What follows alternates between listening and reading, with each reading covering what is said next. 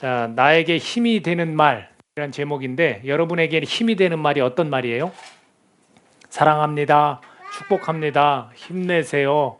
괜찮습니다. 미안합니다. 고맙습니다. 뭐 여러 가지 말이 있죠. 근데 이런 말보다 더 힘이 되는 말을 저는 이 본문에서 발견을 했고요. 또 이 본문 전에 1장부터 쭉 그 이야기를 설명하기 위해서 사도 바울이 로마에 있는 많은 사람들에게 이것을 하나하나씩 처음부터 설명해 나가고 있습니다. 그래서 이 사도 바울이 로마에 있는 교회 그 방문 전이거든요. 로마에 가기 전인데 또 불구하고 이 편지를 통해서 힘을 더해주고 싶은 그 마음이 있었다라는 건 저는 읽을 수 있었어요. 이 교회가 어떤 부분에서 좀 힘이 되었겠다라는 것을 느끼게 좀 되었거든요. 그래서 여러분들도 바이블 타임을 통해서 매일 묵상을 했다면 로마서의 내용을 쭉 읽어가면서 어떤 식으로 전개를 했는지 어렴풋이나마 기억이 날 거라고 생각을 합니다. 잘 못 읽었던 분은 사실은 찔려야 맞고요. 찔려야 돼요. 읽으십시오. 잘 말씀은 항상 우리가 밥 먹듯이 육의 양식보다 더 중요합니다. 영의 양식입니다. 읽으시면 좋을 것 같아요. 못 읽었던 분도 제가 간략하게 좀 설명하는 걸 통해서 이런 내용이구나 라고 꼭 기억하실 수 있기를 바랍니다. 1장에서부터 이렇게 쭉 보면 어떤 사람들에 대해서 뭔가 좀 이렇게 설명을 해요. 내가 로마 교회에 가고 싶다. 가고 싶은 이유가 있는데 복음을 좀 전하고 싶어서 정말로 가고 싶다. 여러 번 싶어서 시도를 했지만 잘 이루어지지 않았다. 이런 서두의 인사와 함께 표현을 하고 있는데 그러면서 복음을 부끄러워하는 자가 아니다. 절대로 나는 나에게 있어도 복음은 부끄러운 게 아니다. 왜냐하면 복음은 하나님의 능력이 되기 때문이다. 이렇게 선언을 합니다. 그러면서 어떤 표현을 썼냐면 이 땅에 불의가 있다. 그런 표현을 써요. 그리고 이 땅에 있는 많은 사람들이 하나님에 관해서 모를 줄 알지 다 알고 있다. 이렇게 표현을 해요. 근데 이 대상이 첫 번째는 헬라인, 이방인. 그러니까 자기의 백성, 유대인, 이스라엘 백성이 아닌 다른 사람들을 향해서 지금 그들도 하나님을 알고 있다라는 표현을 씁니다. 그래서 1장 20절에 보면 이렇게 되어 있어요. 창세로부터 그의 보이지 아니하는 것들 곧 그의 영원하신 능력과 신성이 그가 만드신 만물에 분명히 보여 알려졌나니 그러므로 그들이 핑계하지 못할지니라. 이 창조된 많은 이 모든 창조 세계를 볼 때 하나님의 능력과 신성이 다 들어있다는 거예요. 그것을 다 보고 있기 때문에 핑계하지 못한다는 거예요. 그러니까 이방인들도 헬라인들도 다 알고 있다는 거예요. 하나님에 대해서. 그런 표현을 쓰면서 그들이 어떤 삶을 살았냐면 23절, 1장 23절에 가보면 썩어지지 아니하는 하나님의 영광을 썩어질 사람과 새와 짐승과 기어다니는 동물 모양의 우상으로 바꾸어 버렸다. 왜냐하면 스스로 지혜 있다 그러거든요. 우리는 똑똑하다. 우리가 이렇게 만들어서 신을 섬길 수 있다. 이렇게 했다라는 거예요. 즉 썩어질 것을 섬겼다는 거예요. 하나님의 영광은 썩어지지 않는데 너네들은 자기들이 스스로 지혜롭다면서 썩어질 것을 그렇게 섬겼다라고 표현을 합니다. 그러면서 25절에 가서는 피조물을 조물주보다 더 경배하고 섬김이라 라는 거죠. 그들이 창조주 하나님 조물주보다 피조물을 더 섬겼기 때문에 하나님께서 그냥 욕심대로 내버려 뒀다라는 거예요. 내버려 뒀더니 이들이 온갖 나쁜 짓을 다 하는 거예요. 그래서 정욕대로 더러움에 내버려 두셨다라는 표현을 쓰면서 그들을 부끄러운 욕심에 또 내버려 두었다라고 표현을 합니다. 계속해서 내버려 뒀다는 거예요. 그런 중에 그들이 저지른 일들이 뭐냐면 성적 타락에 대해서 이야기를 해주고 있습니다. 그 1장 마지막 절 쭉 읽다 보면 동성애에 대한 것도 막 이야기를 해요. 그들이 여자 쓰기를 버리고 남자들과 서로 불일 듯 사랑이 일어나서 그렇게 동성애를 했다라는 그런 성적 타락에 대해서 이야기를 합니다. 그러고 났더니 마음에 하나님 두기를 싫어해서 그 상실한 마음대로 또 내버려 두셨다. 하나님은 계속 하나님의 살아계심을 분명히 이 만물을 통해서 보여주셨는데도 불구하고 헬라인들, 이방인들은 그냥 그 마음대로 놔둬버렸더니 다 타락했다라는 표현을 하고 있습니다. 그 상실한 마음대로 내버려 두었더니 29절에 1장 29절에서 31절까지 이렇게 나옵니다. 곧 모든 불의, 추악, 탐욕, 악의가 가득한 자요, 시기, 살인, 분쟁, 사기, 악독이 가득한 자요, 수군수군하는 자요, 비방하는 자요, 하나님께서 미워하시는 자요, 능욕하는 자요, 교만한 자요, 자랑하는 자요, 악을 도모하는 자요, 부모를 거역하는 자요, 우매한 자요, 배약하는 자요, 무정한 자요, 무자비한 자라. 여기에 해당 사항이 우리에게도 있습니까? 없습니까? 있어요. 그러니까 이방인들, 헬라인들도 다 이와 같은 모습으로 죄를 지면서 살아가고 있다라는 겁니다. 근데 이걸 설명하고 나서 다음은 누구 차례냐면 헬라인들에 대한 정죄예요. 이게 죄를 정한 겁니다. 너네 이렇게 죄를 지면서 살았다. 왜? 하나님이 그냥 내버려 두셨기 때문에. 왜? 너네 스스로 지혜 있다면서 하나님보다 다른 걸 섬겨왔기 때문에 하나님이 그냥 내버려 두셨다는 거예요. 그랬더니 정욕대로, 상실한 마음대로 마구마구 자기들이 원하는 대로 살았라는 것. 그것을 누가 정죄하겠어요? 유대인들이 정죄합니다. 왜? 우리는 하나님의 백성이고 하나님이 주신 법이 있어. 그래서 그 법이 율법이고 그 율법대로 살기 때문에 그 율법에 비춰보니까 너네들은 다 죄인이다. 이해되시죠? 1장에서는 그렇게 정의를 하고 2장에서는 이제 유대인들에 관한 이야기를 이야기하는데 하나님은 심판을 분명히 하신다라는 거예요. 하나님은 죄에 대해서 묻는다라는 거예요. 그 얘기를 하면서 정죄하는 너도 같은 일을 행하고 있다고 고발합니다. 그게 누구냐면 유대인들이에요. 하나님의 택한 백성이라고는 너네들은 저들을 이방인들을 헬라인들을 정죄하면서도 똑같은 일을 저지르고 있다. 그래서 너네들도 하나님의 심판이 있을 것이다 라는 겁니다. 그래서 회개하기를, 돌아오기를 하나님 원하시면 그들은 그러지 않는다라는 거예요. 그래서 2장 5절에 보면 이렇게 되어 있습니다. 다만 내 고집과 회개하지 아니한 마음을 따라 진노의 날 곧 하나님의 의로우신 심판이 나타나는 그날에 임할 진노를 내게 쌓는도다. 다른 사람을 정죄하면서 계속 자기도 똑같은 일을 하면서 그 심판날에 임할 진노를 계속 쌓아나가고 있다는 거예요. 왜? 하나님이 돌아와라, 하나님 앞으로 돌아와라 해도 계속 고집을 부린다는 거예요. 그리고 회개하지 아니하는 마음이 있다는 거예요. 지금 이 유대인은 믿는 자들이라고 자부하는 자들이거든요. 지금 이 자리에 앉아있는 우리도 어쩌면 이게 찔림이 될 수 있어요. 자꾸 하나님께서 원하시는 게 있는데 우리가 자꾸 고집 부리는 거예요. 그리고 회개해야 되는데 회개하지 아니하는 마음이 우리에게 있는 거예요. 유대인에게 지금 그게 있다라는 거예요. 그러니 나중에 하나님의 심판이 분명히 있을 것이다 라고 선언을 하는 겁니다. 그리고 더 뒤에 가서 2장 9절 10절에 보면 악을 행하는 각 사람의 영에는 환난과 곤고가 있으리니 먼저는 유대인에게요 그리고 헬라인에게며 라고 되어 있고요. 10절에 가서는 선을 행하는 각 사람에게는 영광과 존귀와 평강이 있으리니 먼저 유대인에게요 그리고 헬라인에게라. 유대인이건 헬라인이건 악을 행하는 자, 선을 행하는 자는 분명히 심판을 받는다는 거예요. 그 사람이 행한 거에 따라서 하나님이 보응하신다는 거예요. 그것이 너네들이라고 비껴나가는 게 아니라는 거예요. 유대인이든 헬라인이든 똑같다라는 설명을 해주고 있습니다. 그러면서 12절에 가서는 무릇 율법 없이 범죄한 자는 또한 율법 없이 망하고 무릇 율법이 있고 범죄한 자는 율법으로 말미암아 심판을 받으리라. 그러니까 자부하지 말라는 거예요. 너네들이 하나님 주신 법이 있다 그걸 잘 지킨다고 천만에 그러지 못하고 있다라는 거예요. 그리고 이방인을 정죄하고 있다는 거 똑같이 심판받을 것이다. 너네는 율법에 비춰볼 때 절대로 그 율법을 다 지킬 수 없다라는 거고 율법이 없는 사람은 율법 없이 망한다는 거예요. 그러면서 부연 설명을 하죠. 아니 율법이 없는데 그 사람들이 죄인인 거를 죄를 진 거 어떻게 합니까? 그거는 그들의 마음이 정한 기준이 있는데 그 마음의 양심이 증거가 된다는 거예요. 우리가 율법이 우리에게 이 한국인들에게 없잖아요. 없었잖아요. 지금은 믿는 자들에게 있지만 그것이 없었지만 우리에게 나 이거 하면 죄인데 이거 어떻게 알아요? 이 마음으로 아는 거예요. 우리가. 이게 율법이 없는 사람은 율법 없이도 분명히 심판을 받는다는 거예요. 우리가 알고 있거든요. 이거 나쁜지. 부모님을 거역하거나 부모님을 예를 들어서 뭐 살인도 하고 이런 일이 있는데 그런 거면 우리 당연히 알잖아요. 율법 없어도. 그런 것처럼 그런 사람들은 또한 그렇게 마음에 새긴 율법의 행위로 나타난다 이런 표현을 쓰거든요. 그렇게 해서 그들은 그것으로 인하여 망한다. 즉 율법 없는 자나 있는 자나 매 한 가지다라는 겁니다. 그러면서 유대인들을 꼬집는 이야기를 하죠. 너네들이 정말 율법을 잘 지켰다고? 그렇지 않다. 그것을 2장 28, 29절에서 이런 표현을 씁니다. 무릇 표면적 유대인이 유대인이 아니요 표면적 육신의 할례가 할례가 아니니라. 오직 이면적 유대인이 유대인이며 할례는 마음에 할지니 영에 있고 율법 조문에 있지 아니하니라. 그 칭찬이 사람에게서가 아니요 다만 하나님에게서니라 라는 거예요.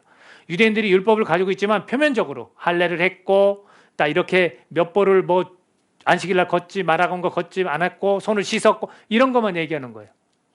근데 실제로는 이런 표면적 유대인이 유대인이 아니라 이면적 유대인, 마음의 할례를 해야 하는데 그들이 사람에게 칭찬받으려고 그런 것들을 정해서 행동하는 거예요. 실제로 누가 보고 있습니까? 하나님이 보고 계시는 거죠. 하나님 앞에서 칭찬을 받아야 된다라는 겁니다. 그런 표현을 쓰면서 3장에 가서는 뭐라냐면 의인은 하나도 없는 거야. 그래서 의인은 하나도 없어. 이 세상에 있는 헬라인이나 이방인이나 아니면 지금 하나님을 섬기는 유대인 너네들도 마찬가지로 의인은 하나도 없다라는 거예요.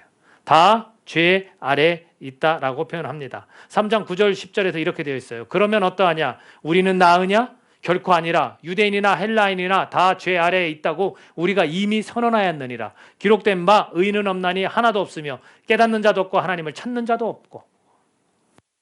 그러니까 결국은 1, 2, 3장을 통해서 하고 싶은 얘기가 그거예요. 유대인, 헬라인, 죄를 졌어? 하나님 앞에서는 다 심판받아. 그리고 율법 그걸 잘 지켜? 천만에. 그걸 지킬 수가 없어. 그러니 율법 없는 사람이나 있는 사람이나 다 죄인이고 의인이 하나도 없다라는 것을 우리는 스스로 알고 있어. 그걸 기억해라 라는 거예요. 저는 여기에서 한 가지 중요한 것이 있는데 우리가 현실 속에서 교회에서 상처를 받는 자들을 꼭 이것을 기억해야 돼요.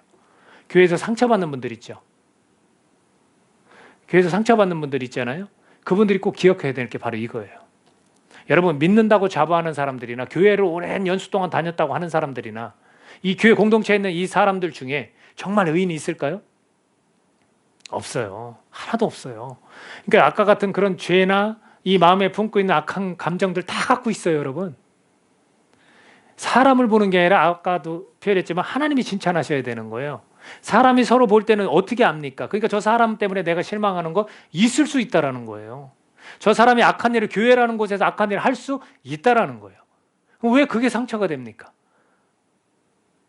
어떻게 보면 똑같이 저 사람이나 나나 의인도 아니고 그냥 상처 입은 영혼들이에요. 우리는 다 동일하게. 그거를 싸매시고 감싸시고 회복시키는 게 주님이신 거죠. 그래서 이것을 우리가 현실적으로 좀 여러분 주위에 혹시 그런 상처를 받은 분들이 있다면 이것은 정말로 꼭 기억해야 될 그런 말씀이라고 저는 생각을 합니다. 없어요. 목사, 설교 대신 전하는 것뿐이지 저도 똑같습니다. 제 마음 가운데 약한 감정들이 다 있어요. 생각들이 다 있어요. 주님 없이는 사실 이 땅에서는 완벽할 수가 없습니다. 그나마 주님께서 우리를 깨끗게 해주시니까 그것을 가지고 위로를 받고 힘을 얻는 거죠. 그러면서 유대인이든 헬라인이든 다 의인은 없으니 우리가 절망 가운데 있는 것 같지만 이제 희망이 나타났다는 거예요. 소망이 있다는 거예요. 그게 뭐냐면 의가 나타났다라는 거예요. 하나님이 더 이상 두고 보지 않으신다. 하나님이 결정하셨다. 하나님 때에 하나님께서 의를 나타나게 하셨다라는 겁니다. 그 이야기를 3장 20에서 24절까지 제가 읽어드릴게요. 그러므로 율법의 행위로 그의 앞에 의롭다 하심을 얻을 육체가 없나니 율법으로는 죄를 깨달음이니라. 그런 기준들이 우리로 하여금 이게 죄구나. 이게 죄구나. 우리 양심도 마찬가지로 다 우리 기준이잖아요. 그것을 통해서 죄를 깨달은 것뿐이라는 거예요. 이제는 율법 외에 하나님의 한 의가 나타났으니 율법과 선지자들에게 증거를 받은 것이라. 곧 예수 그리스도를 믿음으로 말미암아 모든 믿는 자에게 미치는 하나님의 의인이 차별이 없느니라.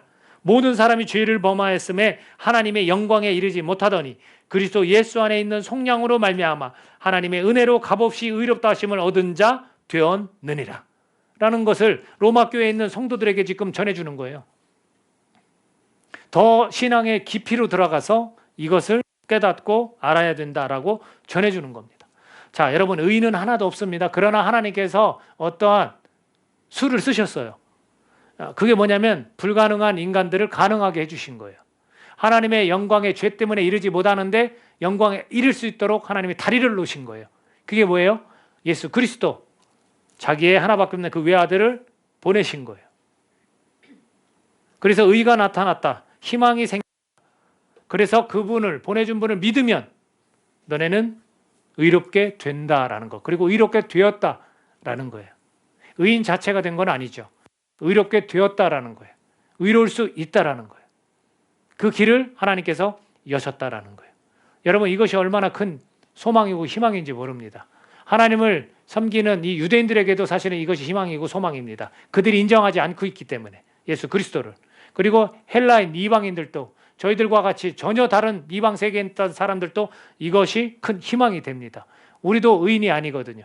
우리도 죄인이고 우리가 어떻게 하나님 영광 이룰 수 있을까? 그 길을 여셨기 때문에 예수 그리스도를 믿으면 의롭게 되어졌다라고 지금 말씀해주고 있습니다. 그러면서 4장에 가서 예를 듭니다. 누구 예를 드냐면 아브라함의 예를 들어요. 아브라함의 예를 드니까 그거는 이스라엘 백성에게만 해당되는 거 아닙니까?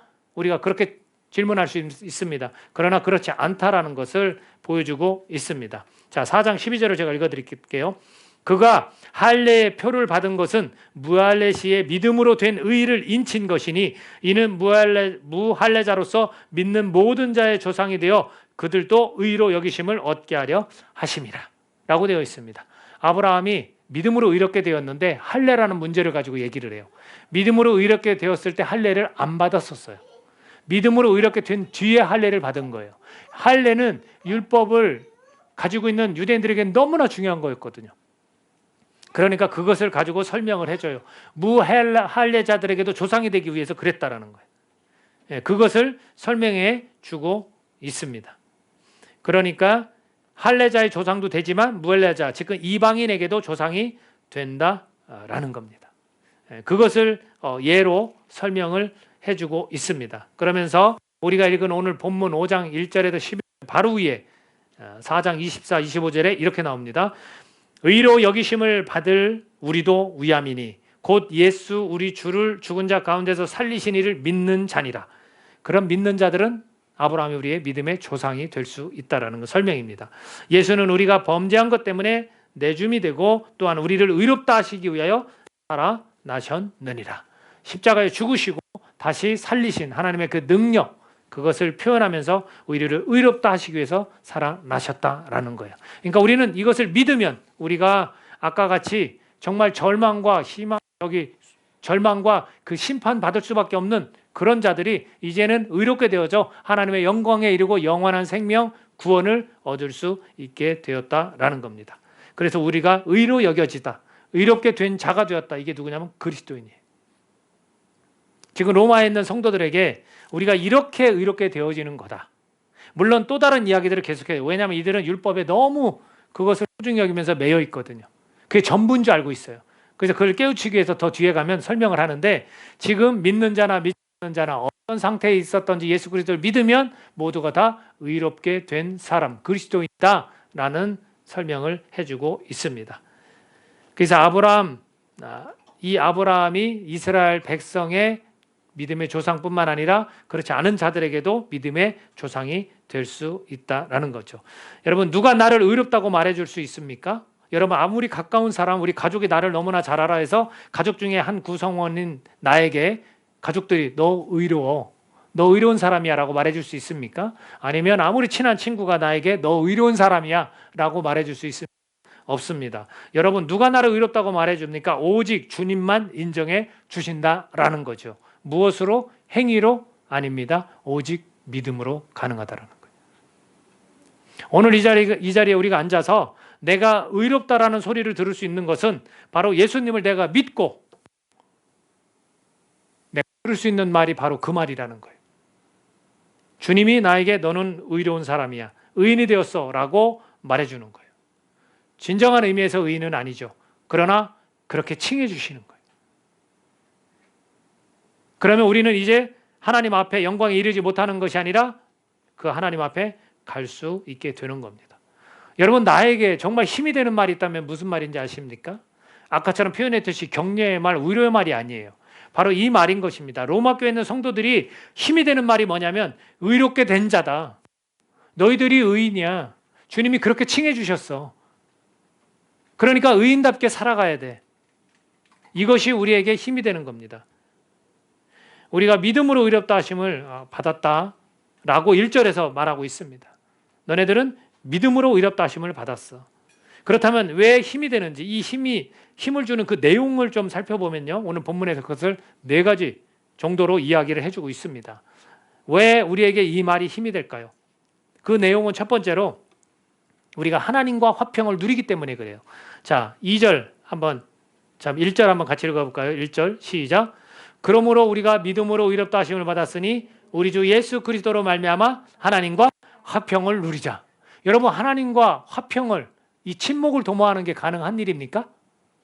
근데 우리에게 그 말씀을 해주고 있어요. 하나님과 우리가 화평을 누리게 되었다라는 거죠. 이것이 얼마나 힘이 되는지 모릅니다. 우리 스스로가 지금 하나님과 교제하고 있다라는 얘기예요. 하나님과 사귐이 있다고요. 내가 하나님을 아버지라 부르고 하나님도 나를 사랑하는 자녀다라고 불러주세요. 그 아버지는 우리의 육신의 아버지와 전혀 달라요, 여러분. 그거 투사시키면 안 돼요. 내가 알고 있는 많은 아버지들과 연결시키면 안 돼요. 그 아버지는 달라요. 그 아버지는 나의 모든 걸 알고 계시고 나에게 너는 의로운 사람이야 라고 말씀해 주시는 거예요. 왜? 내 죄를 다 덮어주셨기 때문에. 그래서 다윗의 입술을 통해서 시편에서 지금 사도 바울이 4장에서 고백한 게 뭐냐면, 어떤 사람이 복이 있는 줄 아느냐? 불법이 사함을 받고 죄가 가려짐을 받는 사람은 복이 있다. 주께서 그 죄를 인정하지 아니하실 사람은 복이 있다. 이 하나님이 우리와 화평을 누리면서 우리에게 뭐라고 하냐? 네 죄를 다 깨끗하게 씻어줬어. 그 죄를 없이 해줄게. 덮어주시는 거예요. 이게 힘이 안 납니까? 이런 하나님과, 심판하시는 하나님과 우리가 화평을 누리는 거예요. 심판받지 않아요. 이러니까 이것이 의롭게 된 자다라고 말씀해 주시는 것이 우리에게 힘이 되는 거예요. 두 번째는 뭐냐면, 우리가 하나님의 영광을 바라고 즐거워하기 때문에 힘이 되는 거예요. 2절 한번 같이 읽어볼까요? 2절. 본문 말씀 2절 시작. 또한 그로 말미암아 우리가 믿음으로 서 있는 이 은혜에 들어감을 얻었으며 하나님의 영광을 바라고 즐거워하느니라. 여러분, 하나님의 영광을 우리가 바라고 즐거워하는 거예요. 여러분, 어떤 영광을 바라보세요? 뭐 한참 올림픽 때문에 우리가 재밌었죠? 뭐 그 선수들은 영광을 뭘 바라요? 금메달, 은메달, 동메달. 얼마나 기뻐합니까? 막. 우리 하나님의 영광으로 그렇게 즐거워하는 거라는 거예요. 근데 과연 우리가 그렇게 즐거워하고 있어요? 우리에게 이 말이 이렇게 된 자다라는 말이 힘이 됨에도 불구하고 우리는 그렇게 즐거워하지 못하고 있어요. 우리 하나님의 영광을 좀 바라보고 즐거워하는 거예요. 그래야 우리에게 힘이 되는 거예요. 그렇게 그 길을 여신 거예요. 11절도 한번 읽어볼까요? 오늘 본문 말씀 11절 시작. 그뿐 아니라 이제 우리로 화목하게 하신 우리 주 예수 그리스도로 말미암아 하나님 안에서 또한 즐거워하느니라. 여러분, 삶이 즐거우세요? 우리가 왜 즐거울 수 있는지 아세요? 현실은 우리를 압박하고 막 힘들게 하죠. 그러나 우리는 그 안에서 즐거워할 수 있어요. 누구 안에서? 하나님 안에서. 너는 의롭게 된 자다라는 말이 그래서 나에게 힘이 되는 거예요. 무엇 때문에 즐거워합니까? 우리가 하나님의 이 영광을 바라보면서 하나님 안에서 우리가 즐거워할 수 있습니다. 그것을 놓치셨다면 오늘 이 시간 이후로 회복하시기를 바랍니다. 즐거워하는 거예요, 주님 안에서. 세 번째가 뭐냐면, 그 힘을 주는 내용, 왜 힘이 되냐면 3절 한번 읽어볼까요? 3절. 자, 시작. 다만 이뿐 아니라 우리가 환난 중에도 즐거워하나니 이는 환난은 인내를 이라고 되어 있습니다. 여러분, 환난 가운데, 고통 가운데 즐거워할 수 있습니까? 어렵죠? 근데 우리 할 수 있다는 거예요. 그것처럼 힘이 되는 게 어디 있겠습니까? 왜냐하면 이 환난 가운데 인내를 만들어내고요, 인내가 연단을 만들어내고 그 연단을 통해서 우리가 소망을 이룬다는 거예요. 하나님을 만날 그 소망, 주님 나라에서 영원히 살아가야 될 나의 존재, 이런 소망을 이룬다는 거예요. 그러니까 환난 중에서도 즐거워할 수 있는 사람들이 누구냐면 크리스천들이에요. 현실에서 나를 너무나 힘들고 고통스럽게 만들었다면 그 속에서 즐거워하십시오. 그러면 우리는 크리스천인 거예요. 그게 증명되는 거예요. 왜? 주님이 말씀하셨거든요. 너는 의롭게 된 자다. 마지막으로 네 번째가 뭐냐면 5절입니다. 5절 같이 한번 읽어볼까요? 5절. 자, 시작. 소망이 우리를 부끄럽게 하지 아니함은 우리에게 주신 성령으로 말미암아 하나님의 사랑이 우리 마음에 부은 바 됨이니 라고 되어 있어요. 성령을 통해서 하나님의 사랑이 우리 마음 가운데 부은 바가 되었대요. 우리 마음 가운데 무엇이 있냐면 사랑이 넘치는 거예요. 인간적인 사랑은 우리는 부족해요. 그죠? 시기와 욕심과 실망과 좌절감 이런 것만 있죠. 근데 우리 가운데 사랑이 있으면 그 모든 걸 다 이겨내는 거예요. 누구의 사랑? 하나님의 사랑이 우리에게 부은 바 되었다는 거예요. 하나님께서 우리에게 너는 의롭게 된 자다. 주님께서 우리에게 의롭게 된 자다라고 말씀하실 때 사랑을 가득 우리에게 부어 주셨다라는 거예요. 우리는 그 사랑의 힘으로 이겨내는 거예요. 그러니 이 의롭게 된 자다라는 것은 우리에게 힘이 되는 거예요. 여러분 그 사랑은 어떤 사랑입니까? 6절에서 8절까지 우리 본문 말씀 같이 한번 읽어볼까요? 하나님이 도대체 우리에게 어떤 사랑을 부어주셨는지 6절에서 8절까지 시작. 우리가 아직 연약할 때에 기약대로 그리스도께서 경건하지 않은 자를 위하여 죽으셨도다. 의인을 위하여 죽는 자가 쉽지 않고 선인을 위하여 용감히 죽는 자가 혹 있거니와 우리가 아직 죄인 되었을 때에 그리스도께서 우리를 위하여 죽으심으로 하나님께서 우리에 대한 자기의 사랑을 확증하셨느니라. 완전히 이거는 흔들림 없이 정확하게 보여주신 거예요. 하나밖에 없는 그 외아들을 경건하지 않고 죄인인 우리를 살리시기 위해서 십자가에 달려 죽게 만드시면서 그를 죽을 뿐만 아니라 3일 지나고 난 뒤에 살리셨다라고 그랬어요. 이것이 내가 너네들에게 사랑을 부어주었다라는 거예요. 확증하신 거예요. 여러분 서로 우리가 사랑한다지만 정말 목숨을 내어주면서 사랑할 수 있습니까? 결혼하기 전에는 내가 목숨 걸어 너를 사랑할게 이런 표현도 쓰지만 막상 결혼해보면 절대로 우리 남편과 우리 아내를 죽을 수가 없어요. 여러분 누가 혹 있다고 그랬어요. 선인 중에 정말 선인 중에 혹 물에 빠진 사람을 구하고 죽은 사람들이 가끔 뉴스에 나오잖아요. 혹 있어요. 그냥 나도 모르게 반사신경으로 그냥 확 뛰어드는 사람들이 있어요. 그렇지만 이 모든 헬라인이나 유대인이나 이 모든 사람들을 너 의롭게 된 자야 라고 해주고 싶어서 그 말을 전해주고 싶어서 하나님께서 이 사랑을 확증하신 거예요. 이것을 하지 말고 이것을 받아들이고 우리 가운데 정말 나는 의로울 수 없는 거, 이 땅에 의로인이 없다라고 그랬습니다. 그러나 보잘것없는 나를, 죄인인 나를 의롭다라고 말씀해 주시면서 이 사랑으로 힘을 내서 살아가라고 그 사랑을 보여주신 겁니다. 여러분. 이제 아시겠죠? 나에게 힘이 되는 말이 어떤 말이냐면 너 의롭게 된 자야. 그 안에 내용들이 뭐였습니까? 하나님과 화평을 누리고 또 하나님의 영광을 바라면서 우리가 환난 가운데서도 우리가 즐거워할 수 있고 그리고 우리가 사랑이 넘치는 그런 것을 우리 마음에 부어 주셨기 때문에 우리는 힘을 내서 삶을 살아갈 수 있게 된다라는 겁니다. 이걸 통해서 9절에 가서 결론적으로 어떤 말을 하냐면 그러면 이제 우리가 그의 피로 말미암아 의롭다 하심을 받았으니 의롭다 하심을 받았습니다. 더욱 그로 말미암아 진노하심에서 구원을 받을 것이다.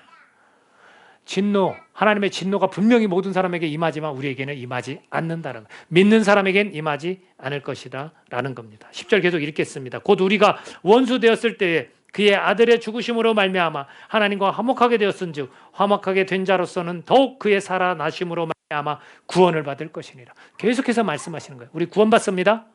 믿는 자들에게 구원을 주시고 영원한 생명을 얻습니다. 우리 육체가 부활합니다.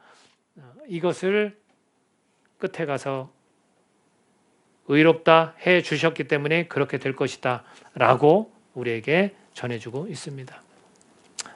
우리가 어떤 말로 사실은 힘이 될까 우리가 고민도 많이 될 것인데 저는 바로 이 말이 우리 크리스천들에게 가장 큰 힘이 된다고 믿습니다. 너는 의롭게 된 자다. 우리 스스로에게 한번 얘기해 볼까요? 나는 의롭게 된 자다. 시작. 나는 의롭게 된 자다. 그러니 우리 화평을 좀 누리고 하나님과 화평을 누리게 되었으니 또 하나님 안에 좀 즐거워하십시오. 힘들고 어려워도 우리 즐거워하자고요. 그 소망을 바라보면서 우리 즐거워하고 그리고 내 안에 사랑이 부은 바 되었으니 하나님의 사랑으로 우리 힘있게 살아갑시다. 그것이 정말로 주님이 주신 능력이 아닌가 저는 그렇게 믿습니다. 이 시간 우리 함께 기도하는 시간을 잠깐 갖도록 하겠습니다. 오늘 말씀을 붙들고 과연 나에게